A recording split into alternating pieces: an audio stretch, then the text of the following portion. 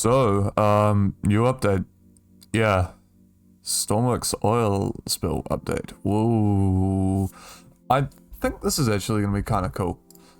I'm going into this pretty much blind. Is this like...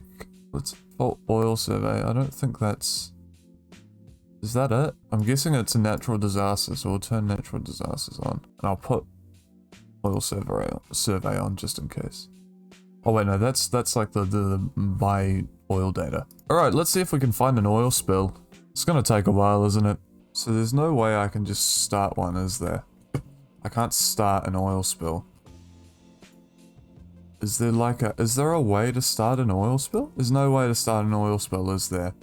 Damn it! Otherwise, there's not too much to actually talk about in this update. I mean, oil spills will happen on the ocean, and they will spread with currents. So we have currents now, which is awesome. And I think that's going to be really cool for sailing, because it's going to mean that, you know, we can't just point in a direction and go there. You know, we're going to have to battle currents. There's going to be more efficient ways to go based on the currents of the ocean at times. I guess usually what would happen is if, you know, if we stuck the wind up, that would affect the ocean. And yeah, it still does. But the current of the ocean is completely separate now. You know, it used to be that the waves direction was the only thing affecting your boat, and now we have ocean currents. And that's actually really cool. It's you know, it's just more diversity in gameplay. I think the more things like that is added to the game, the more stuff you got to think about, the more challenged you are as a Stormworks engineer, if that's even a thing. But like, the more that you're actually challenged to make and do stuff, like, I mean, heck, even in my career build series, you look at when I was making that mining vehicle in the last episode, shameless self-promotion, I had so many issues with engine power and stuff like that, and trying to get it to work better, and part of it was that I was smooth brain and I forgot to change the gear ratio. But also, you know, it's that sort of vehicle I've never really seen before, but the idea popped into my head at work, and I was like, you know what, this would be a good idea, it might work. Sure enough, it works extremely well. And so that's exactly it. Stormworks is, you know, it's... Let me open the doors. It's got its own conditions and everything that actually you need to be able to work with and to do, and being able to do that is always great. Now there are some more new components in here, and let's have a look for those. So I believe what we have now is a pivoting piece for our industrial frontier. Whoa. That's new. Is this just a reskin? No, it's not a reskin warhead. What is this? Clamp for moving drill rods into place. Oh, that's cool. That's very cool. Okay. So these are... So we've got a small clamp now that we can... I'm guessing what this is that you can move a drill rod into that, and it sticks into the end, and then you can use that to like move it out around. Okay, so that's quite an exciting part, but you know what I find is even better? A centrifugal separator. We spin this thing, and we get dense fluid out, and normal fluid. We can separate these fluids. And so instead of having to, I'm guessing that's like for separate contained fluids, provide torque to begin spinning. The separated fluid output ports will separate and with increased effectiveness based on the spin speed.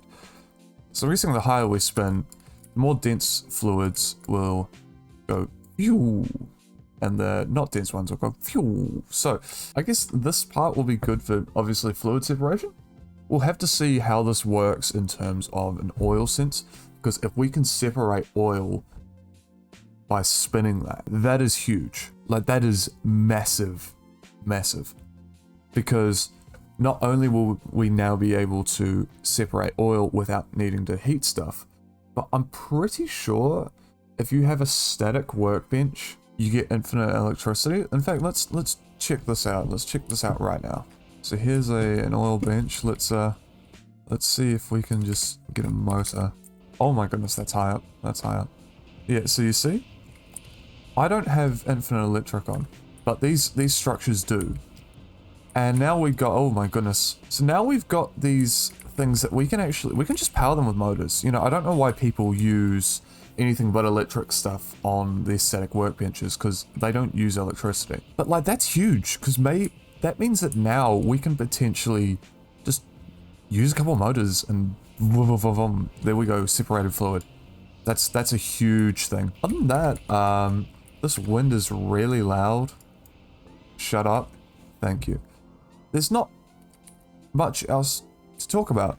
You know, I mean, this is big. This is big. Other than that, there's not really much that's been done. There is a new rework, which basically there is a limit on how far you can go out now. Many of you would probably not have known this, but if you traveled, I think it was like 256 Ks out, any further than that, your game would start to get really buggy. And that's from 0, so they've now reduced the playable area to 256 square kilometers. So this point here, you cannot go here. You cannot go here, you can't go here, but you can go here. And then if we come all the way up here, you can go there, which is at the very top of the Arctic. And so basically you can't go further than that anymore, which is a good thing because it was laggy. Yeah, other than that, I mean, it's sad because I don't think we'll ever...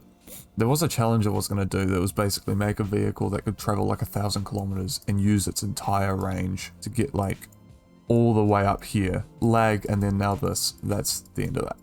But anyway, thank you for watching, everyone. I hope you enjoyed this little update video. It's actually a very cool update. It's a small update, but it's a very cool update.